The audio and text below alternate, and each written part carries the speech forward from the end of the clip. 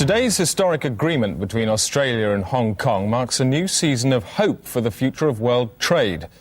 The two countries, who have spent years at each other's throats on the international market, have now signed a treaty which allows trading between all parties at all levels on a restricted quota basis. I'm joined now by Martin Crace, the British Foreign Office Minister with special responsibility to the Commonwealth in London, and Gavin Hawtrey, the Australian Foreign Secretary in Canberra. Gentlemen, this is pretty historic stuff, isn't it? Well done. A future then of unbridled harmony, Australia? I'd like to think so. I hope both countries will be reaping the benefits, both financially and amicably, for many years to come. Mr. Crace, if, as in the past, Australia start to exceed their quotas, what would be your reaction? I think one has to simply take a very firm line and say that, that's where it stops. Yes, you're both standing firm. What are you using to back yourselves up? The agreement. The agreement and force. What kind of force are you going to back yourself up with, Hawtrey? Well, any means of reasonable force possible. When I say reasonable force, I mean sitting down... You're talking about weapons. He's talking about weapons, Mr. Crace, and you're sitting there in a rather flabby way saying we're not actually going to do anything about weapons. I don't think Britain's ever been found wanting in circumstances such as these. You're going to have to retaliate pretty strongly against that sort of accusation, I would have thought, in a more physical way. Well, you mean an act of aggression? I certainly do. I mean, he's sitting here accusing you of goodness knows what, and you're sitting there effectively saying, oh, we'll put a sanction forward, and we'll stand by it. What are you going to stand by it with? Well, sanctions will be the initial plan, and then we would move on to stronger means. Such as? Well, I would have to talk to certain members of the Cabinet. About? Military matters. And that's all. We have spent a long time and had great cooperation over this, and now suddenly you're talking about imposing sanctions and talking to your seniors about military matters. This is quite outside the terms of any treaty that could possibly be made between two former members of the Commonwealth. You didn't suggest any suggestion of any kind of diplomatic intervention. You suggested firm means. I think you're interpreting Mr. Hawtrey, my let me words. give you a hint. Bang! What are you suggesting? You're plunging yourself into a... What do you want me to say? Into a... You want me to say it? The word... The word? I'll say it. War. War? Gentlemen, I'm going to have to hold you there on freeze for just a second. If a war did break out, then fighting would probably start in Eastman's Town on the Upper Cataracts in the Australia-Hong Kong border region. Our reporter Donald Bethlehem is there now. Donald, what's the atmosphere like? Tension here is very high, Chris. The stretched twig of peace is at melting point. People here are literally bursting with war. This is very much a country that's going to blow up in its face. Well, gentlemen, it seems you have little option now but to declare war immediately. Well, clearly the time for semantics is now over. I can't, of course, be responsible for taking a decision like that. I have to refer to my superior, Chris Patten. As you know, he's in Hong Kong at the moment. Good, because he's joining us now on the line from Hong Kong. Mr. Patten, do you agree with the idea of declaring a war? I'll take that as a yes. It seems it's war. Mr. Hawtrey? War it is, then. That's it, Chris. It's war. War has broken out. This is a war. That's it. Yes, it's war.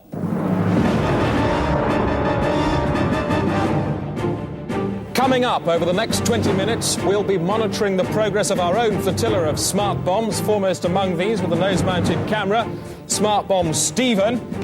On hand throughout tonight's broadcast, Douglas Hurd. And on the front in Eastman's Town itself, newshound Donald Bethlehem. And with over 130 satellite infomometers, an even broader swerve of ground-based news operatives, and the worldwide backup from the Factadelics, the Day Today will keep you far more firmly abreast of the war than anyone else by miles. First, the weather with Suzanne Charlton. Basically, we've got very movable weather systems. Oh. Movable weather systems. Bollocks alert. We're all at it this It was morning. 4 seconds, that Huge one as well. airs of clouds sweeping bad for across her. the It must be country, difficult to and see when you head occasionally, that of far course, up your that means arse. between them we get some clear skies, which is much situation across In much the situation, whole that's another one. of England and Mouthful of Wales talk. and She Scotland. does at the one more, moment. get But her for off. many areas, Get her off a for a bright or even a sunny first thing this Sunny morning. first thing, right, Let's that's it. concentrate for Take her time up. though on Kill the Scotland. Back now to Eastman's Town, our man on the ground there, Donald Bethlehem. Donald, What is the latest? As I swilled the last traces of toothpaste from my mouth this morning, a soldier's head flew past the window, shouting the word victory. Have you actually seen any of the fighting yourself, Donald? Today I saw an old woman on the ground. She was lying in a pool of her own tomatoes. Donald, there seems to be some action going on immediately behind you. Could you take yourself closer towards it, please? Yes, Chris. Righto, go in about here. a bit. No, a bit further back, please, Donald. I feel very near here. Yes, but you're not near enough. Could you take yourself closer Here? still? No, Surely. I want you to be so close until you can smell the news. I'm sorry, Chris. I think I've been shot. I am shot. I am shot. Yes, well, could you describe your wounds, please, Donald? It's in the lower back above my leg. It hurts. What about the level of pain? How much pain? How much pain can you feel? Substantially. It feels like I've been shot with a big knife. Now, it's customary for a journalist in your position to give us some sort of joke. What's yours? It's quite ironic, Chris, Yes? because this morning I was saying, Ironic. oh, God, help! Well, I'd just like to assure you that Donald Bethlehem is perfectly all right. The Day Today. Come, give torch to the news shag.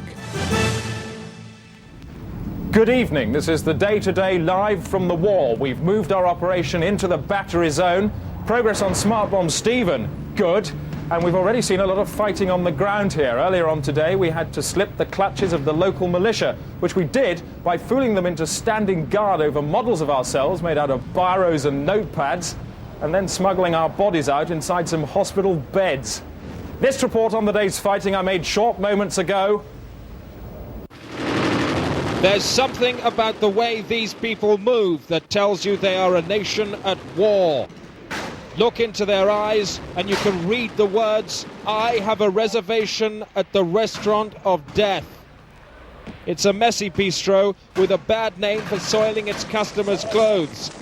We've seen only one napkin in 4 days. As course after course piles up in the banquet of brutality, it's difficult for many of the clients here to relax. Those that don't leave go as mad as a pack of wild dogs. This man we found this morning pitifully trying to catch bullets in his mouth. They haven't turned up yet. We seem to be the only ones here. With the air thick and rippling with bullets, everybody's nickname here is either Duck or Ah. I too now have a wound, just a small part of the unnecessary damage which could have been avoided altogether if the politicians had got it right. The people here are confused, spending most of their time running about like idiots. Earlier today we met a family who, thanks to this war, now have no home. A war which they feel anyway has nothing to do with them. We are mere pawns in a political game, trapped in the physical manifestation of a nonsensical clash of mere ideals between two governments tragically isolated both from their electorates and the guts-on-your-shoes reality of armed struggle. That boy is now a war orphan, one more victim of what they call here the desert confetti. I have a child about his age myself. When I phoned him 10 minutes ago, I told him to move out of the house to make room for his new brother. Back now to the Day-to-Day smart bomb. Get rid of Hurd. Thanks. How is it for smart bomb Stephen? Well, we can see now he's zooming in over the landscape. He's almost caressing the land there. This is a city full of people and soldiers. There's one. There he is. It's into his mouth, past the esophagus, down through the... Bang! Bang! Completely gone. No, we didn't hear the bang, of course, because the microphone is taken out in the heat of the explosion. But there, nonetheless, is one more tear on the face of the world's mother, Alan Sport. Thanks, Chris. And now some late-night soccer results. I'm Alan Partridge. This is Division 2. Hull Paragraph 5, Portsmouth Bubblejet 1. Sheffield Hysterical 3, Chunky Norwich 1. Richmond Arithmetic versus Nottingham Marjorie match postponed due to bent pitch. Good night. Still to come, Douglas Hurd, but not yet, because as Britain is dragged hopping and burping into this conflict, how do our elected guardians justify the enormous cost? Some say the Minister for War has been avoiding the press for precisely this reason. But earlier on today, the Day-Today tracked him down, and I spoke to him in an exclusive way. Mr. Powley, you're the new Minister for War. Any idea how long it's going to last? Well, I hope not very long. I'd say about 18 months, I hope. No more. But nonetheless, you took the decision. That's right. We had to take the decision. Was anybody in Cabinet against it? I should say yes. Can you name names? Not really. I understand your position. Yeah. Looking at the tactics in the war, what tactics will you be adopting? I would say go over and bomb them, because... Really, with your hands over your ears? Yeah. So what's your scenario? You say 18 months, who's going to win? I should say that the British would win. Can I put you on the spot and ask you to address the nation and tell them that we are going to win the war? Definitely. Can you say that to the nation through Yes, I would. Yes. I'm assured the nation will win this war. Minister, thank you. I'm now in transit over Eastman's Town. Susanna Gekkelois is already there. This is the very heart of the conflict. The men here have been fighting non-stop for 3 days. We drove in at night, straight into the middle of a rocket battle.